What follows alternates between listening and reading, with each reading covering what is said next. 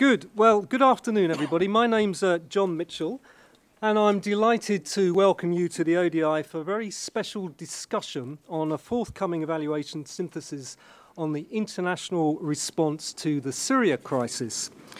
Now, the report has been commissioned and managed by the IAHE, which is a very influential UN Inter Agency coalition, which we'll hear more about later. And the report is going to be published very soon, and everybody who has registered for this event will receive the link once it's ready. So the event's being live streamed, so I'd like to welcome all of our online participants. I hope you can see me and hear me clearly, and we look forward to hearing from you later when you have an opportunity to join in the discussion on the online chat room. So all of you, whether you're remote or in person here, will have an opportunity to add to this debate by using the Twitter hashtag, which is hashtag Syria Learning. So if I could ask you very politely to turn off your mobile phones or put them on silent, I think that might be a good idea. So thanks for that. So I'll tell you how the event's going to run. We'll begin with Helen Wedgwood, who's sitting on my right here, who's going to give us some background and a short introduction to the IAHE. That's a very difficult thing to say, isn't it? It comes with practice. It comes with practice, good. And so Helen is the director of the Evaluation Office for the World Food Programme and an IAHE steering group member. I'm also delighted to say that she's a member of the ALNAP steering committee. So we'll take Helen, then we'll turn to James Darcy, who's here on my left, and James is the lead author of the report. And I'm sure, as he always does, he's going to give us a lucid and... I'm the only author, as far as I know. Oh, you're the only... Unless other people have been rewriting it, John, which is possible. Well, I really couldn't say. But I'm sure, as always, you'll give us a lucid and concise account of the key findings from this report. Now, James, of course, has a huge amount of experience from Oxfam in the 1990s, and he's now Vice Chair of Oxfam GB Trustees. And of course, he was also head of the Humanitarian Policy Group here at the ODI for several years, and we know James very well. And of course, we're delighted to welcome him back. We've got two panellists who are going to respond to this report, and we're going to start with Jane Cocking, here on my right. And Jane is currently Deputy Director for International Humanitarian Programmes at Oxfam GB. Have I got that right, Jane?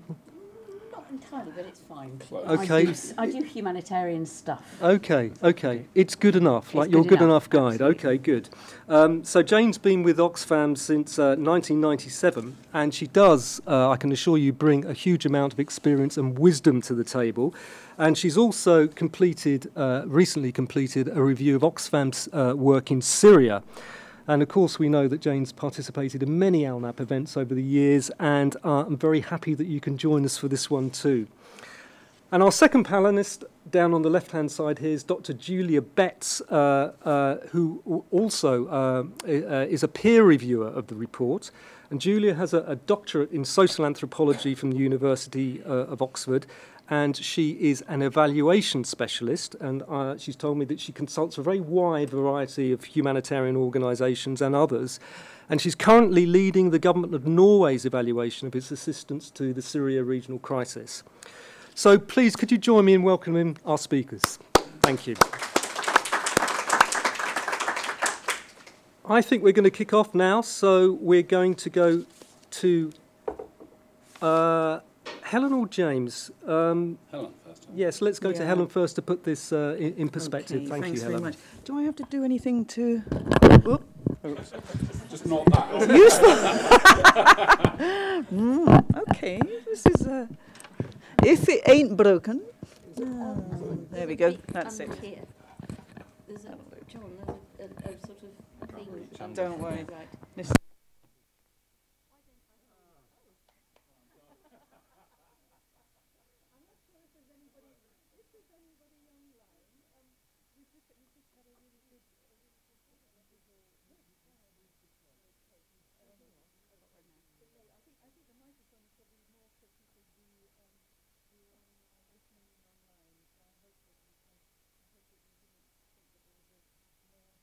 Significant mishap than there actually was. It was just the microphone. being broken.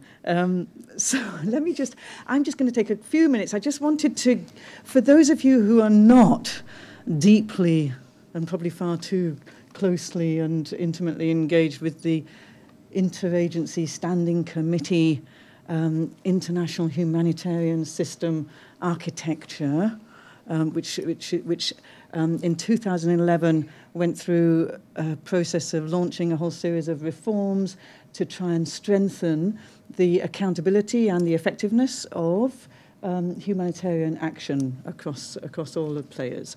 I wanted to just give you a quick little brief on this so that you can better put into context the findings, the institutional context at least, the findings that James is going to present. Within this international interagency process, since 2011, there has been a commitment to have an improved sort of project cycle management, and when a system-wide emergency is activated at what they call the third level, that is automatically triggers a requirement for evaluation. This is new, and it's part of the accountability and effectiveness initiatives.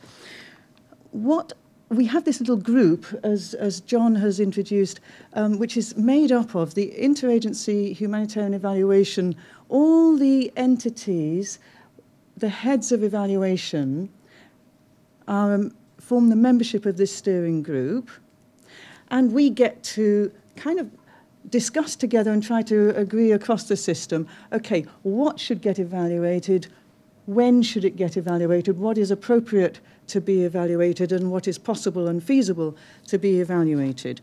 And so you might ask, well, if the system was supposed to trigger an evaluation within 15 months of activating the system-wide emergency response, why wasn't it done?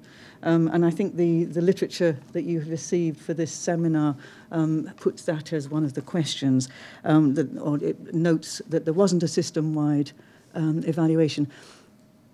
Many of you will recall that the efforts of evaluating, for instance, the Rwanda response evaluation triggered a huge amount of attention and effort to improve and address the systemic challenges. The tsunami evaluation coalition took a different stance and a different approach, and so the steering group kind of got together, and in 2013 thought, well, which was when the system-wide evaluation, system-wide level 3 emergency was triggered. It was called by the emergency response coordinator in January 2013. And we thought, well, there really are significant challenges to doing evaluation in this context of Syria. First of all, an extremely complex context. In conflict, the political, the multiple mandates, the multiple actors, the cross-border, the multiple dimensions of the crisis, many traditional humanitarian actors, but also others who are not the usual partners in humanitarian response. The third critical element was that this was of complexity, was that this was continuing. The crisis was continuing. It is not just it wasn't a sudden onset and then back to normal. So the question becomes, when is the appropriate time to do an evaluation? And especially as we were trying to get in our evaluations to be more results-oriented rather than the process type of evaluations that had been done before. And then, of course, the more usual issues in humanitarian context, massive constraints in terms of access, massive constraints in terms of data, quantity of data and quality of data. So what did we do? We decided to do something different, and we set up this coordinated accountability and lesson learning initiative, the Syria call. What was that trying to do? The aim of it was to basically to recognise that all of the main humanitarian actors would probably have to do evaluations.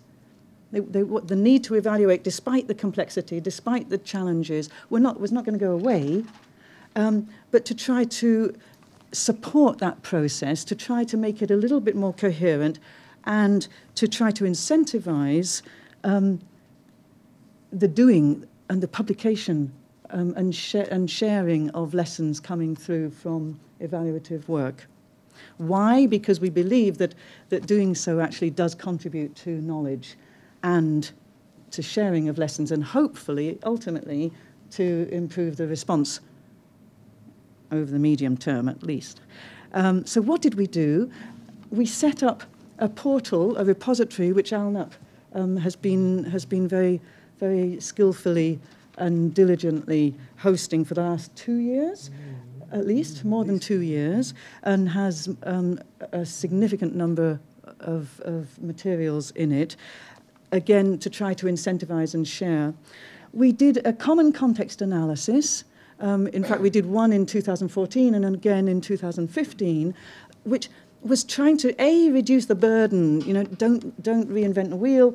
Let's try and take expert analysis and build on that rather than repeat the same work, and to reduce the burden on the people who are responding, the people who are at the, actually delivering the humanitarian resistance, and for whom evaluation often is seen as a burden.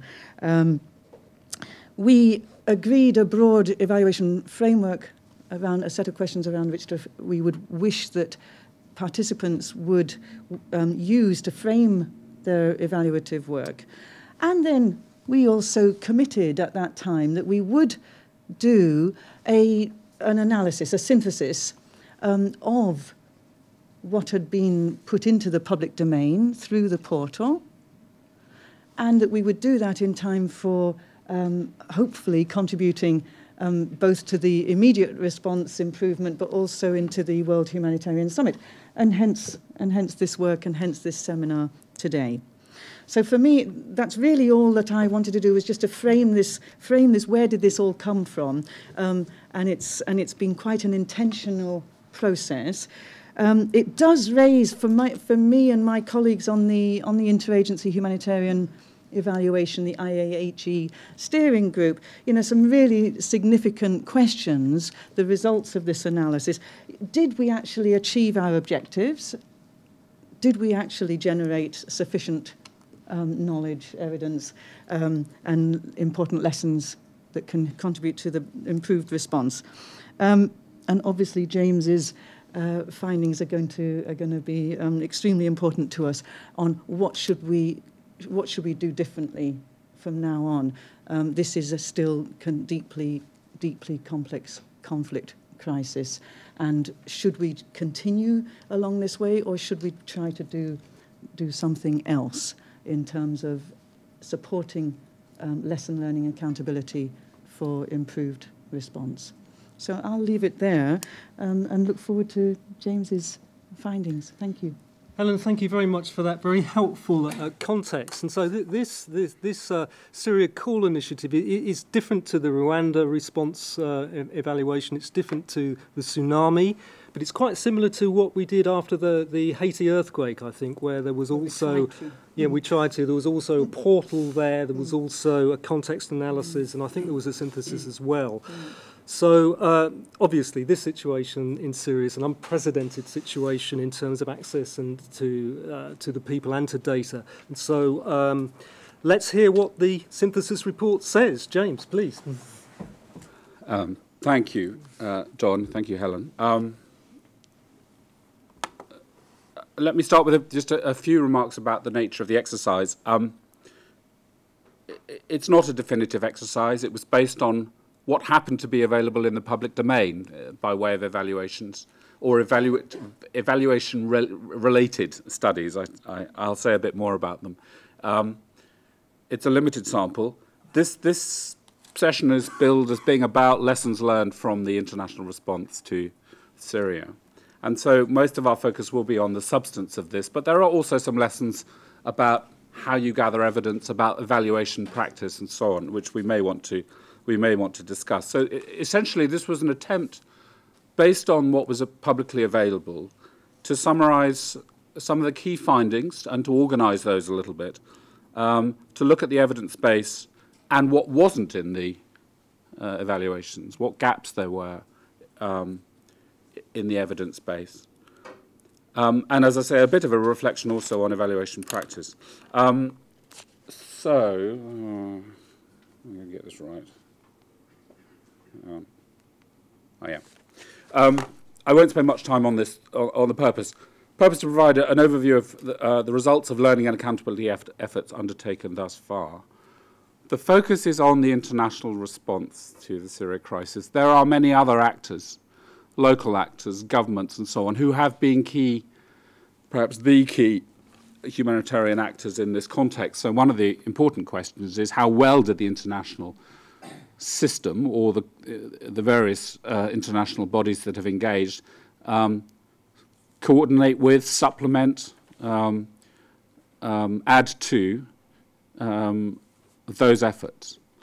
There's actually not much about that in the evaluations, unfortunately, and it's one of the things that not having an overall evaluation means that we don't get that sort of bird's eye perspective, and that's a real gap. It's a real problem.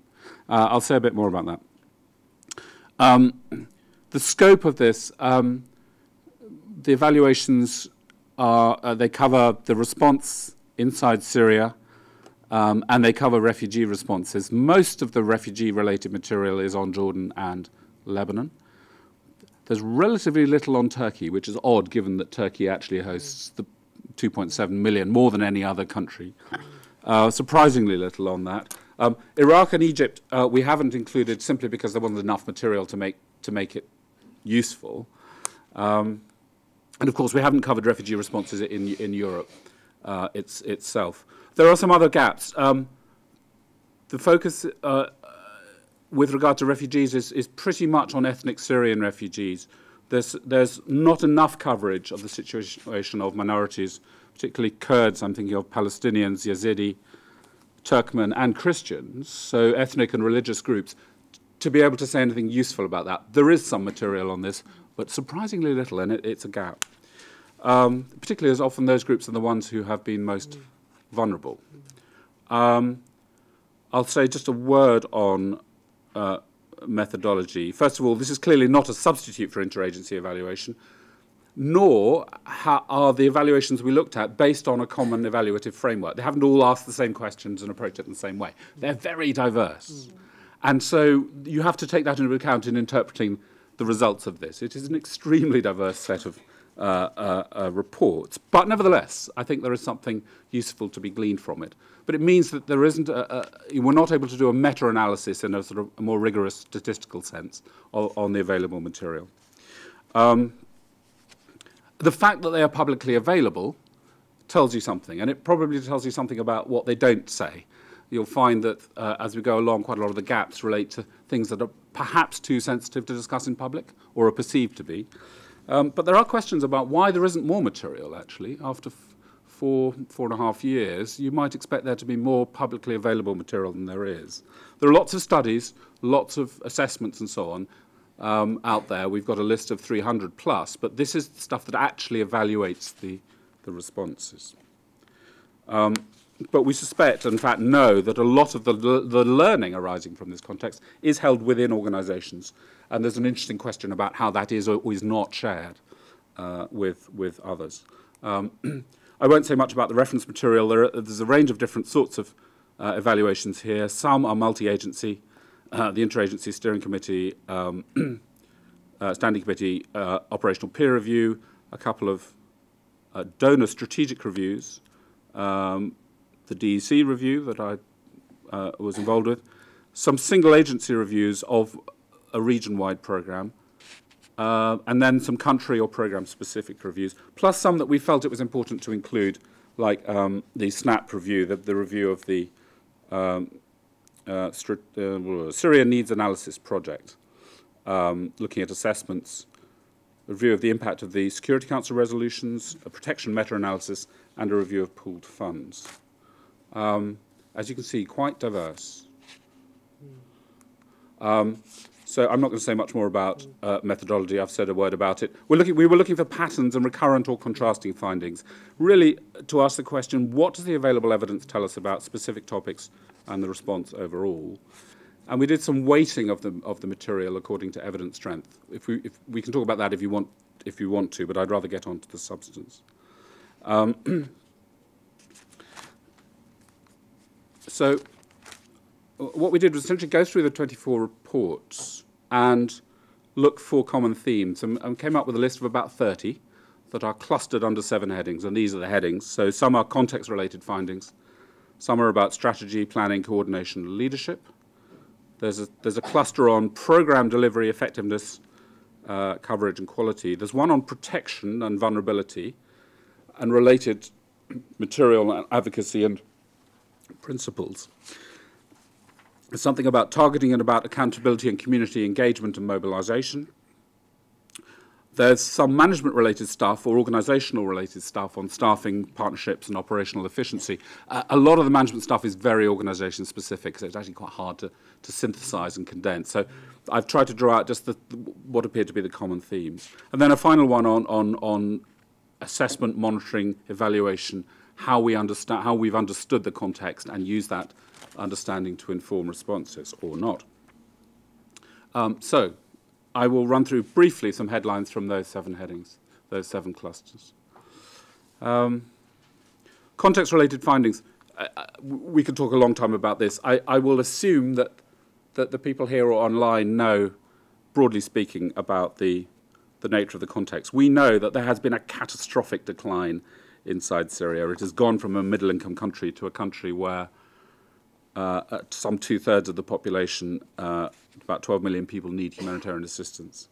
About 4.8 million people are hard to reach with humanitarian assistance, and that phrase covers all sorts of horrors that you will be aware of. There are about 4 million refugees, and there are about 6.6 million internally displaced people. There's quite a lot of analysis of context in the reports, but it's often seen from the point of view of an operating context for international agencies. Fair enough, that was often what the remit of the evaluations was. So there's quite a lot about access, and it's clear that humanitarian space in Syria has been deliberately restricted, really quite consciously so, by a whole range of means. Some of the access constraints were security related, but a lot, frankly, were bureaucratic, to do with the denial of permits, to do with roadblocks and so on. When the political controlling authorities have wanted to block access, they have, and they've done it consistently. There are also issues about capacity constraints in country, and there's an interesting discussion that we might come on to about that. Most of the international assistance had to be routed through the Syrian Arab Red Crescent, and that's a constraint in some ways. Certainly it's different from the normal picture.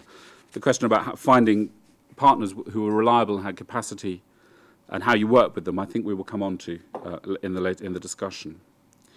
So that's been the critical limiting factor on aid coverage inside Syria. The protection context you'll be familiar with, very direct and deliberate targeting of civilians and civil objects in Syria, including the destruction of hospitals, about half of which have been destroyed or seriously damaged. Essentially disregard by all sides of basic norms of humanitarian law. In the refugee contexts, an interesting situation where the 1951 Refugee Convention was not applicable, but refugees have been given temporary or de facto protection by the receiving countries.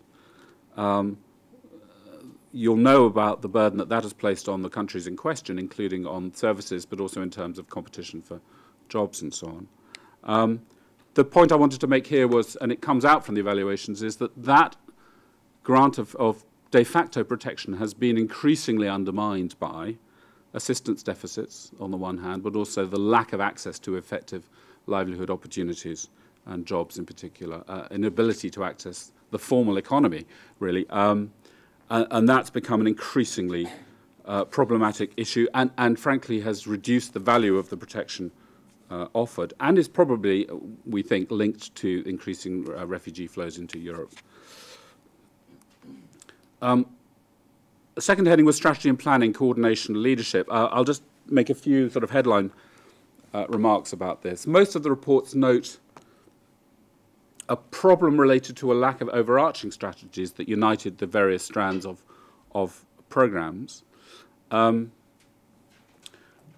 Reading the reports, there are some fairly clear disconnects within the system, and I want to come back to that subject of disconnects when I talk about gaps. But I mean disconnects between individual agencies, but also between, for example, UN agencies and international NGO partners.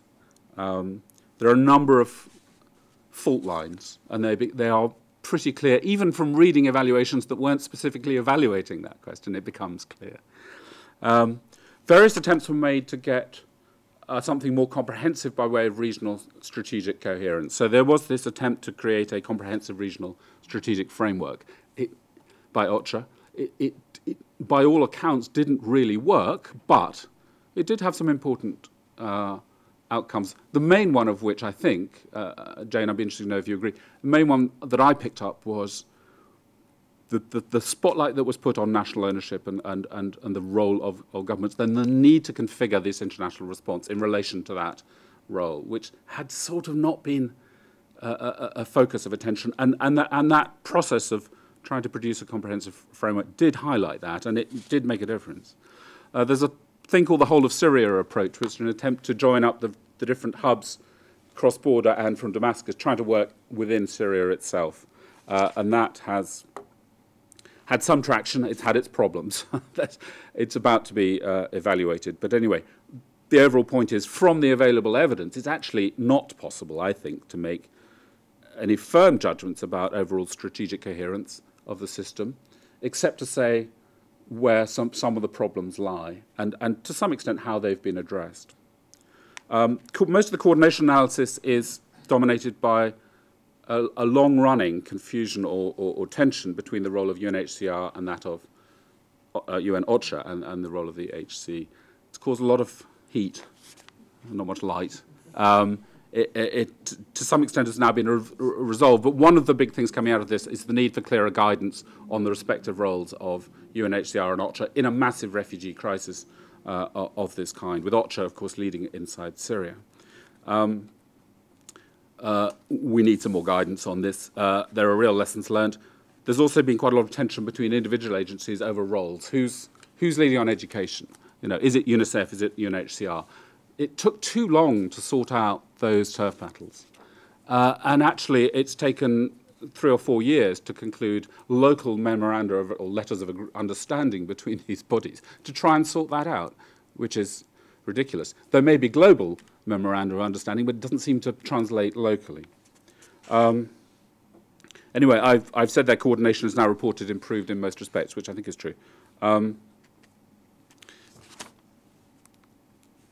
Third heading, program delivery and effectiveness.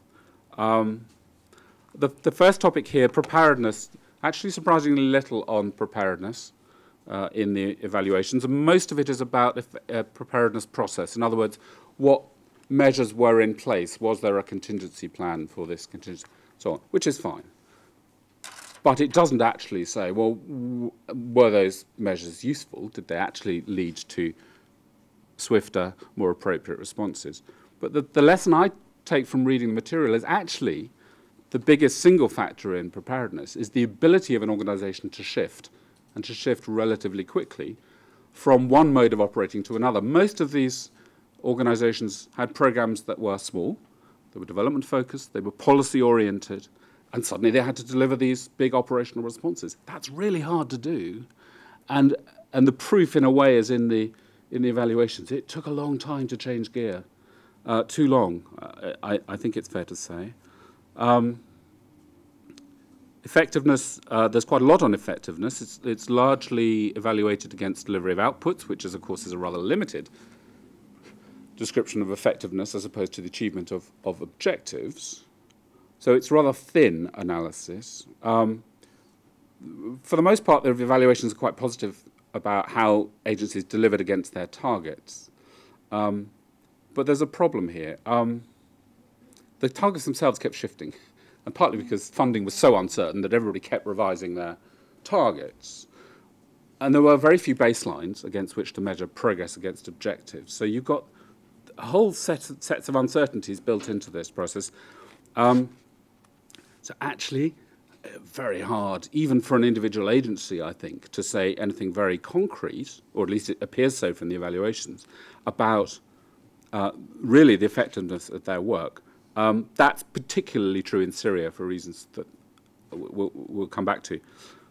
The thing I would highlight is that a lot of the target setting itself appeared to be capacity-based rather than needs-based. Agencies started off by saying, well, the need appears to be this, and here's what we think we can and should do as UNICEF or Oxfam or whatever it was. And then realized they couldn't do it, and so they revised it, and they revised it partly based on just resource availability. So you had this strange tension between a needs-based target setting and a capacity-based target setting. One of the evaluations, I think it was a UNICEF regional one, said, well, UNICEF set itself far too ambitious targets, and they didn't meet them. So then they revised them down quite dramatically, and lo and behold, they scored 100%, result. Well, sort of, but not really, because there's in other words a serious problem about keeping a focus on the overarching need as opposed to what the organisational capacity to meet that need has been.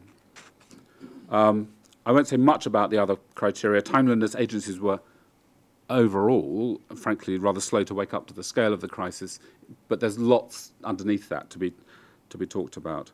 Huge coverage gaps inside Syria we know about, but actually we can't quantify, and that's one of the problems.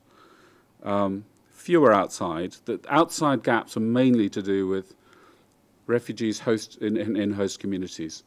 And I think we might come back to that question of why that has been such a problem.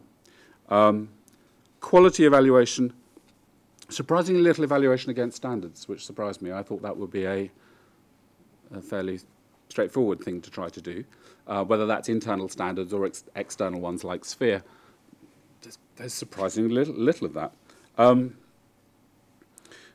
There you go. I will move on. Protection, vulnerability, advocacy, humanitarian principles. Protection is always a difficult one to evaluate, as is advocacy. The general story arising from the material would seem to be, certainly on the UN side, that the UN protection efforts were not well joined up, that there was a lack of coherence, and that it tended to consist too much of, if you like, normative declarations and statements and too little by way of actionable commitments. One interesting point that arises, I think, from the OCHA evaluation is there appears to be quite limited incentives for the humanitarian coordinators and the humanitarian country teams to take bold, decisive action. The incentives are stacked the other way. It's a high-risk strategy to go public, both in career terms, frankly, and possibly in other ways as well.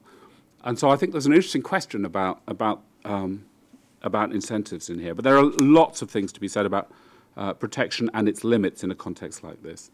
UNHCR's role, UNHCR by and large comes out with considerable credit on the protection side, given that it didn't have a solid legal underpinning in this context, but it had a difficult balancing act between trying to maintain a climate of acceptance of refugees and support for hosting them, and on the other hand, giving the host governments a hard time when constraints to helping those refugees became insuperable. Advocacy isn't covered as much as it should be. It's actually a major mode of operation for many agencies, if that's the right word I want, not a mode of engagement. There's a bit about advocacy strategy, but not much. There's very little sort of systematic analysis of the way in which advocacy was pursued and its impact. Very little, I should say. That's disappointing. It may be the nature of advocacy that it is always going to be hard to determine what contribution advocacy made to outcomes, but there's not much attempt in the evaluations. nor is there much attempt to evaluate against humanitarian principles, and that really did surprise me. It's something that we were discussing with Helen beforehand. Apparently this is actually quite common across evaluations worldwide. In this context, it seems extraordinary, particularly when you think about the principle of impartiality and how the issues that have been raised in Syria, and I'll come back to that in a minute. Some issues raised about the independence of UN agencies in relation to governments, and whether they were simply too close to government, and in order to maintain access and so on, traded off too much by way of influence. It's a difficult one to judge, of course, and we don't quite know what's happening behind the scenes. Again, the evaluations don't really get into that in a useful way. Fifth topic, targeting, accountability, community engagement.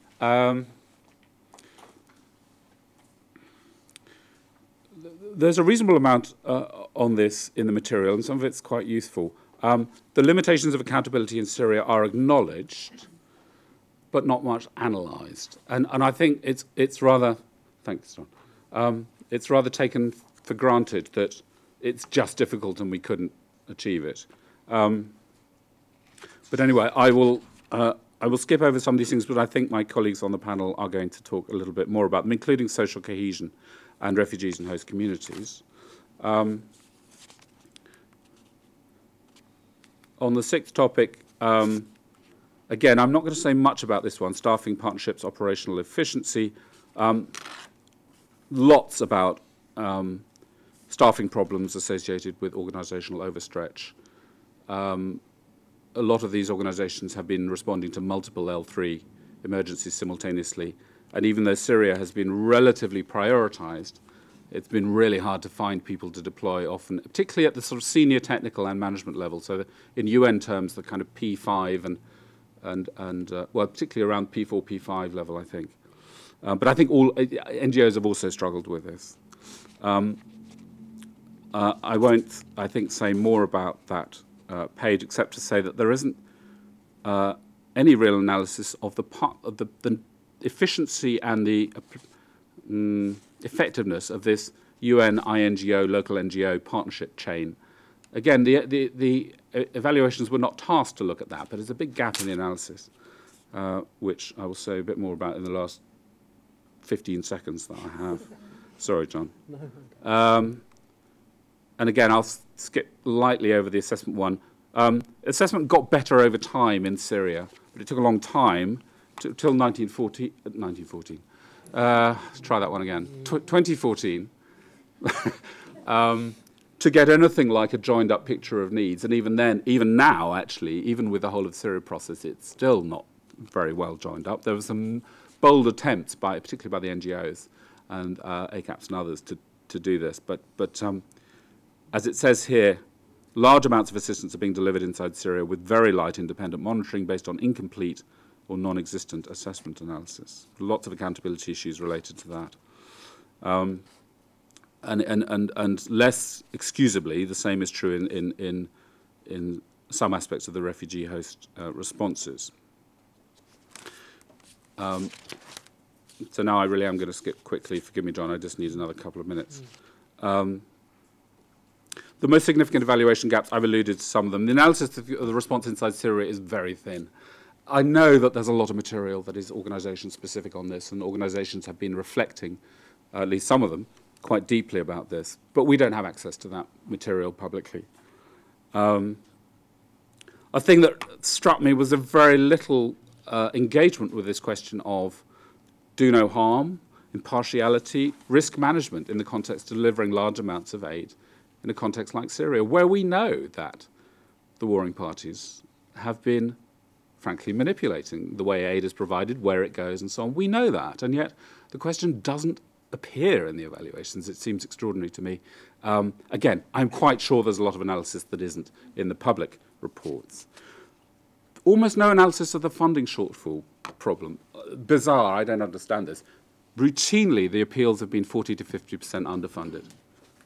That's half. And yet, the evaluations don't say, well, as a result of that, the following didn't happen. No, there's nothing. It's they take the programs as given and then they evaluate against those. Well, fair enough, but what Who didn't get assistance because of that? And I find that extraordinary. It relates to this question of a needs-based versus capacity-based target setting. But it's really striking when you read across the evaluations. There's very little analysis of it. The system disconnects. Let me just say a word on this, and then I'll shut up, John. There's a sort of assumption that the common planning process, the RRRP, 3RP, you may know the acronyms, the SHARP, is what drives the response. And of course, it isn't really. And it's very clear when you read the evaluations that it's actually a whole set of organizational factors. Mandates, fair enough, capacities, competition for resources, frankly, that are really driving this. But because we haven't got an overview evaluation, we've got no real sense of how those dynamics are playing out. But it shows in some of the tensions between agencies that I've alluded to, and also in the obvious gap in the way that the UN agencies and the international NGOs have viewed their roles. And I will simply click through a list of other significant evaluation gaps. I will show you a slide that says overall conclusions. That really isn't a conclusion, except that we lack that system-wide analysis. I've said here, some aspects of the system work well, highly compromised inside Syria, sometimes slow to respond elsewhere, and hampered by confusion over leadership. It's been undermined by weak or late international political engagement and massively affected by chronic underfunding. I'll leave it there, John. I've got some other slides that I won't show now on issues arising, but if they come up in discussion, we can look at them. James, thank you very much for a very, very comprehensive presentation there. Huge amount of issues covered. Loads of methodological issues around evaluation, standards and gaps and so on. A whole range of issues around protection, advocacy, human rights, etc. And then loads more operational issues, the usual things that I think we come across time and time again, needs assessment, standards, incentives, advocacy, coordination, and so on and so forth. Jane, what do you make of it all? Well, thank you, John, and thank you, James, very much indeed for a very comprehensive summary. And as you were talking, two things came to mind. About half the things you mentioned, I thought, ah, yes, I recognise that. The other half, I thought, ah, yes, but. And I think that's what you would perhaps like me to draw out. So I will resist the temptation of going through your whole very comprehensive presentation, but perhaps just try and draw out 4 points very briefly. The first one is, as so many times on occasions like this, I'm struck by how much is the same as so many crises that we have all engaged in, but then how much is different. And I think it's helpful as a backdrop to perhaps just sketch out very briefly what falls into those two different categories. So much the same, the high levels of politicization, the players involved by proxy, the difficulties of access, both physical and political, the huge protection crisis that this represents, the funding shortfalls.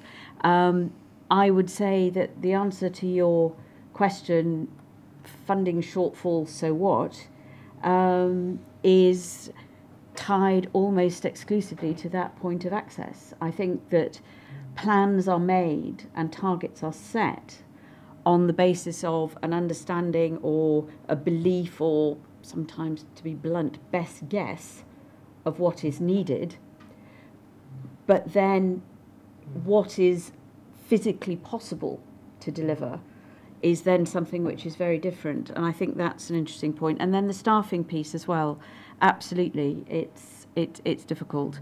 What's different, the middle income environment, the Europe's doorstep piece cannot be understated.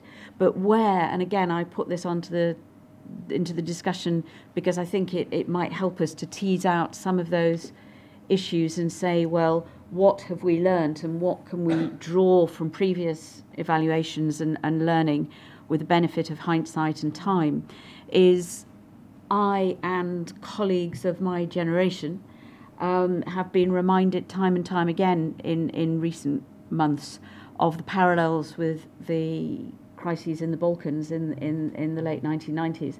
And it's quite frightening, I think, how little we are taking that into account. There are many parallels that I think we could learn from, and I think that's something that the operational community, if you like, would be very wise to ask the evaluation community, if you don't mind being characterised as such, to help with. I think that would draw that parallel very much.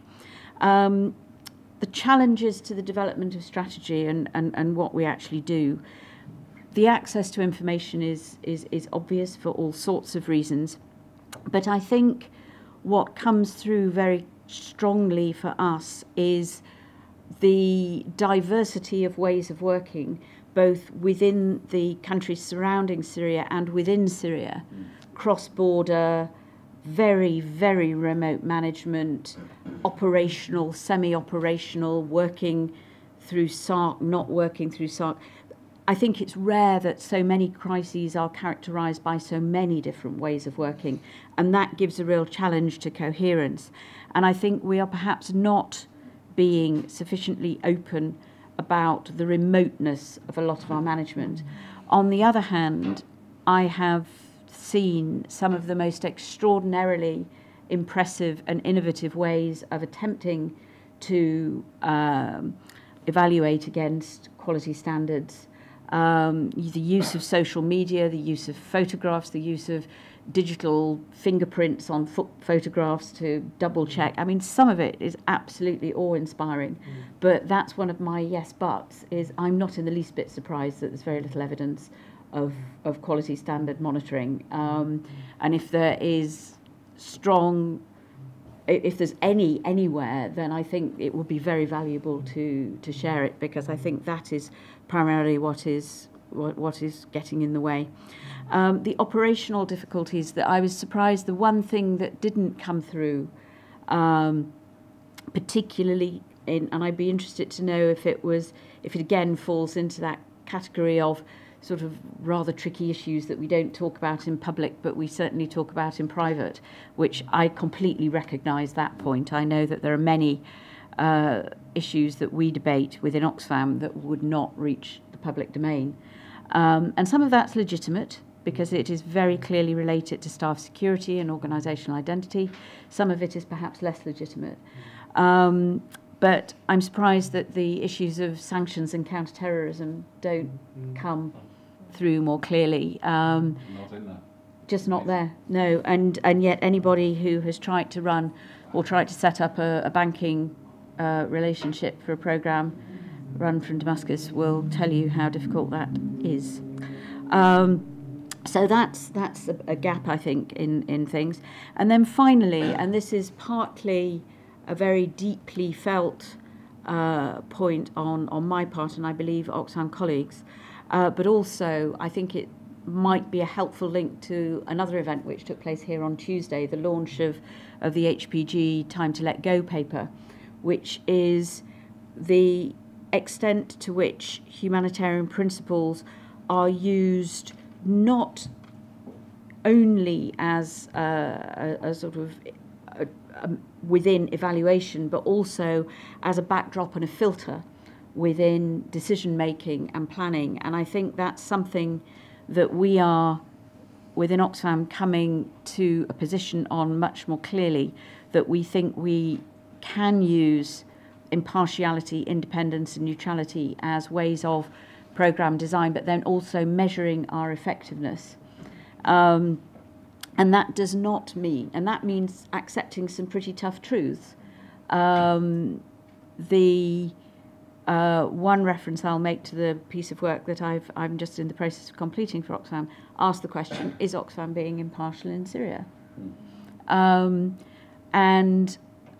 if we take a purist definition of impartiality and what that requires, in terms of practical action, that you have at a given time an overall assessment of all of the humanitarian needs, where they are, what drives them, and so on, then nobody can possibly sign on the dotted line. However, are we at a community level, are we at an organisational level, are we at the level of the international community as a whole, behaving in a way which delivers the levels of impartiality which are possible and desirable? I think that is a much more positive answer. That's just one example. You know, taking independence. Independence isn't who you sign documents with, it's who influences what you do. And I think there are some much deeper questions that, again, I would agree with you, it's surprising that they don't come through in the evaluations, and it would be very helpful if perhaps in the debate that follows this conversation we could take those forward rather more clearly. So those are some thoughts on what was a very helpful and thought-provoking presentation. Thank you. Jane, thank you very much for those thoughts. Also very thought-provoking thoughts indeed. I'm going to turn to Julia now. How did the report strike you, Julia? Well, it's fairly difficult to know how to respond to such a broad-ranging and comprehensive report. So I'm just going to zero in on a couple of areas. And I say this in the light of currently completing a bilateral donors evaluation of its assistance to the Syria crisis. So it's just a couple of thoughts that are very resonant in my mind at the moment. But I actually want to start with the call itself. So James, you flagged the diversity of the material and how much was probably hidden rather than transparent. But actually, I think that having 24 evaluative reports in the public domain in one space where anybody can access them is quite an achievement. And commissioning this synthesis as well, it's quite an achievement. And it's a step change, actually, from several years ago. Yeah. So I think this is a very positive thing, and I commend the IHE for doing this. I think it's beneficial and useful. Maybe a bit more substantively, I'll just make 3 substantive points, and then I'll beg your indulgence to talk about evaluation just for one moment. One of the things that really came out to me from the report was the cross-border work. Very difficult to do, and there's surely a lot to learn from this. The very delicate balancing act of the humanitarian imperative versus the very intensive political complexities. How do we manage that? How do we manage these things remotely? And in parallel, the very high-level political processes and the use of information and evidence, and how do we present that and communicate to influence at Security Council level. So I think there's a lot of richness there that could be brought out. The second point I want to make really is about the issue you flagged, James, of social cohesion and what's become the resilience discourse in relation to the Syrian crisis. I think that's a very interesting area that we could explore, not just from the operational aspects, but from the political economy aspects too. You flagged, Jane, just how differently in each of the 3 countries the host governments have managed the response. These are all, and if you talk to interlocutors in government of Lebanon or government of Turkey, you get very, very different responses to how they've engaged with the crisis. So I think the issue really is, what does social cohesion mean in these different environments? How are we defining that? How are we therefore intending to approach it and apply it? And what models are being used? And again, I think there's some valuable and useful lessons in the individual reports that can be drawn out. The final substantive issue I would flag is the control environment, and anybody who's worked operationally is very familiar with this. The really difficult balance of wanting to respond to the humanitarian imperative, devolve as much power as possible, engage with local service deliverers, and so on, whilst meeting very difficult accountability requirements in terms of delivery, financial management, etc. How do we define that balance, and what is the tipping point? Essentially, how much risk are agencies willing to absorb? I think that's something that would merit some further exploration. My final point really is, I guess it's a return to my home turf, and it's about evaluation. So, James, you mentioned, and you've flagged very extensively, the diversity of material and how all these evaluations have different purposes, audiences, intents, approaches, etc. And they're all conducted under very difficult conditions, let's not forget. But as an evaluator myself, I guess the question I ask is below the structure that Helen's flagged to us. Are we as evaluators serving the needs of our community in relation to this crisis effectively? And I just have 3 little points I want to make, which I guess are personal, but will maybe cause some reflection. There are some clear gaps, as James has flagged in the coverage. The IHPs, do no harm approaches, risk in all its dimensions, gender, efficiency, social cohesion and resilience, and transition planning. And I would add to that political economy factors as well. So are we doing the best we can do as evaluators to serve our community if we don't press to address these issues? The second point I want to make is we have, and ALNAP has helpfully helped us define the humanitarian evaluation criteria. But do we unpack those enough when we go to these operating contexts? Do we try and understand what effectiveness means in this environment? And James, you flagged the low funding levels and the effects that has on targets. How do we then define effectiveness for an agency in that context? How do we define coherence in a situation where the international response is not fully joined up? So I wonder if we couldn't do a little bit better at saying what these criteria mean and therefore what specific questions we should be asking in a particular environment.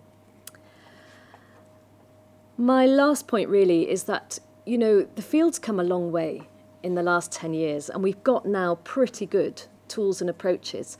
I just wonder if we apply them always to best effect.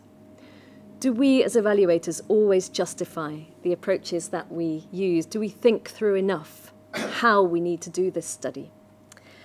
And I wonder there if, I think in every evaluation I've ever done, the report is a useful artifact for sure, but actually the process is often the most valuable thing.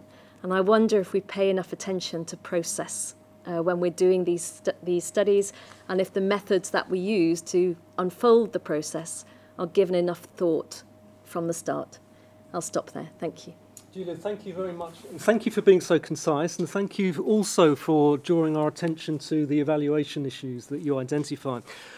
We're going to open up the discussion now to the floor and to our online participants. Before we do, I just wanted to say one thing. You know, as preparation for this meeting, partly I spoke to some Red Cross colleagues a couple of days ago who'd just come back from Homs. And after the discussion, I felt really rather shocked by the things they had told me. I won't go into the detail here, but it really... There was a very vivid and graphic description of the immense human suffering that's going on in Syria. And so I wanted just to draw the panelists' attention to this fact that we're talking about a death study here. Underlying that is some terrible things. James mentioned them as well. And so I'm going to come back to each of the panelists at the end here and just ask you one thing that we can do better now and in the future to try and make these operations a little bit more effective and successful. So, ladies and gentlemen, please, I can see already Mr. Borton, John Borton, please, go ahead. I should say, please, when you have a question, do say who you are and who you represent. I've already said who you are, John, so maybe you'd like to say who you represent. That's you, isn't it? It's yourself.